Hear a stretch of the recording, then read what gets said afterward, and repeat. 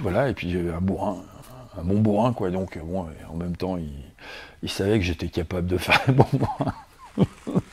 Salut à tous, je suis Yurigon, nous sommes en 2009 et le public découvre la 6e et toute dernière saison de Kaamelott, une saison un petit peu différente, un petit peu particulière, puisqu'il s'agit principalement d'une préquelle à la série, nous permettant de découvrir la jeunesse d'Arthur à Rome, ainsi qu'une flopée de nouveaux personnages composant son entourage durant cette période. Parmi les nouveaux personnages, justement, il y a Vibius Juventus Bestia, et c'est pour évoquer au mieux ce personnage que je suis allé à la rencontre de son interprète, Michel Bernini. T'es pris pour ton mollet, en fait.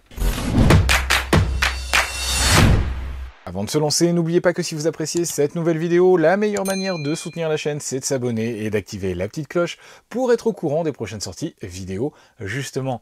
Bref, même s'il n'est pas dans les toutes premières saisons de Kaamelott, Michel Bernini est depuis longtemps un proche de Alexandre Astier.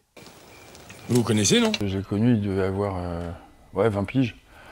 Ouais, on a commencé... Enfin, je faisais pas mal de têtes d'entreprise à l'époque, et il est arrivé avec sa mère, et puis...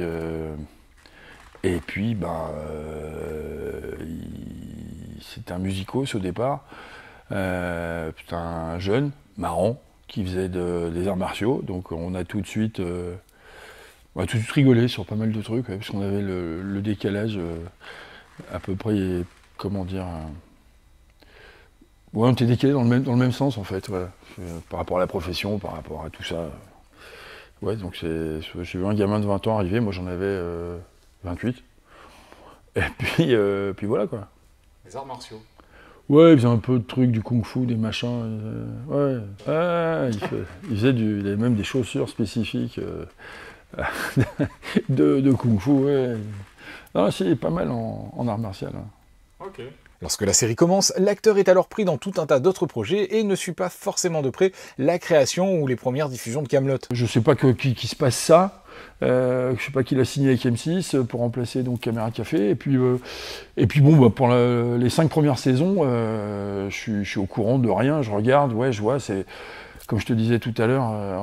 Moi, je regarde Kaamelott. C'est le moment où c'est diffusé. C'est le moment où je suis sur scène. Donc je regarde pas, à l'époque, je te parle de ça, voilà, mais à l'époque il n'y a pas de replay, machin, bordel, donc je passe à côté.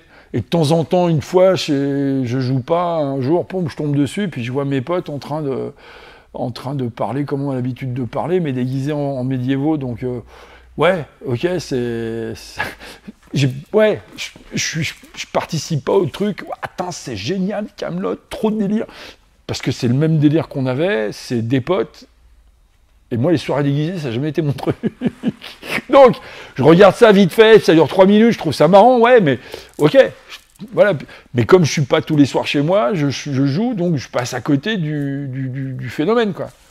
Et puis voilà, et puis après, je m'aperçois que c'est un putain de phénomène. Après, je fais 3 tentatives de suicide parce que je suis pas dans le casting. Et puis bon, à la fin, bon, je sais pas, par pitié, il a dû me prendre. Il m'a filé 3 phrases, 2 minutes. Enfin voilà quoi. C'est alors que le tournage de la nouvelle saison s'annonce que Alexandre Astier fait appel à Michel Bernini et lui présente la saison 6. Alors la saison 6, il me la présente, c'est vite fait à l'arrache.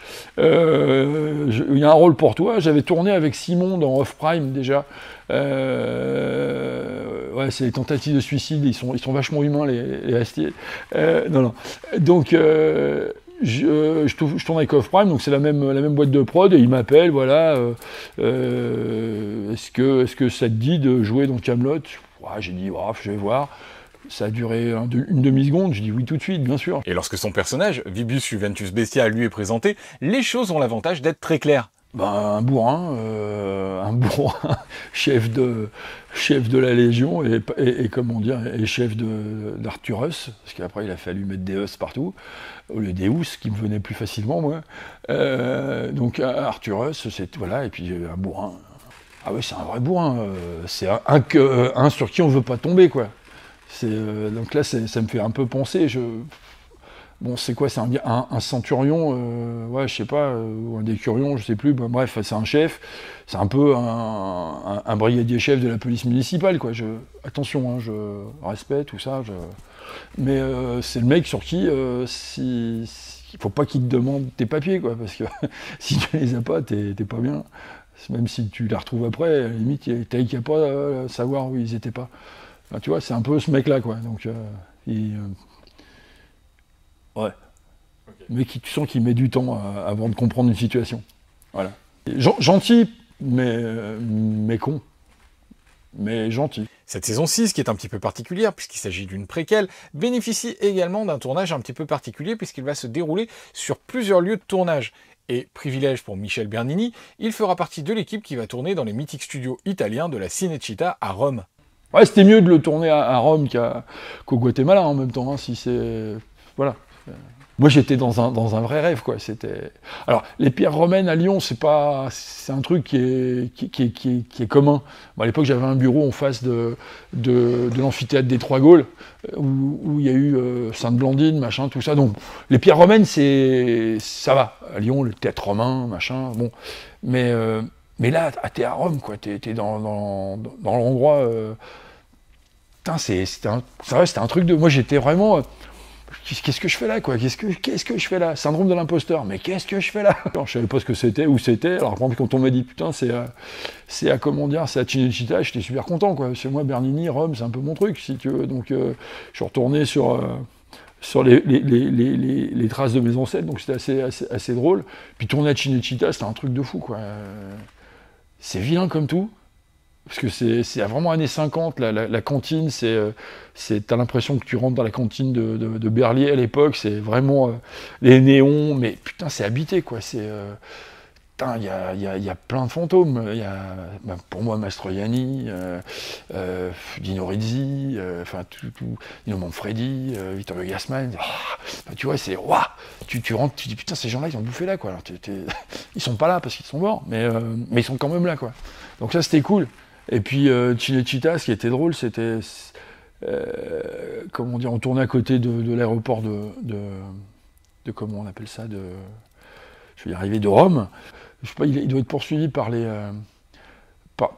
aéroports parce que le Dies Irae, ça a été tourné dans un château à côté de Saint-Quentin-Fallavier, donc il y a aussi le problème des avions qui décollent.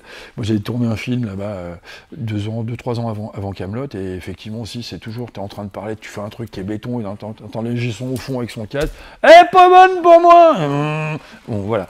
Mais c'était un peu comme ça à Rome aussi, mais... À la fin du tournage, le calendrier de programmation de M6 est bousculé et la saison mettra plus d'1 an avant d'être diffusée. Mais ce qui aura au moins l'avantage de permettre à l'équipe d'organiser une immense avant-première au Grand Rex de Paris. Bah bien sûr. En plus, j'ai eu la chance de voir ma tronche sur un grand écran, c'était rigolo. Au Grand Rex, je pensais jamais que ça allait le faire. Mais à l'époque, je travaillais dans une radio qui s'appelait Impact FM, et donc j'ai fait un live. Que j'étais là-bas, j'étais au Grand Rex, donc j'étais en direct, et puis voilà, je donnais mes impressions, les gens que je voyais, et puis c'est là que j'ai compris le phénomène Kaamelott, parce que je suis arrivé au Grand Rex, et d'un coup j'ai vu des mecs arriver habillés Zarb. C'est-à-dire que les mecs, ils étaient habillés en Moyen-Âge. Et on était à Paris, je dis qu'est-ce qui se passe, voilà. Et donc du coup, il y a des femmes qui étaient habillées avec des robes, des mecs avec le truc qui se prenaient pour Alexandre Astier, je voyais très bien que c'était pas lui.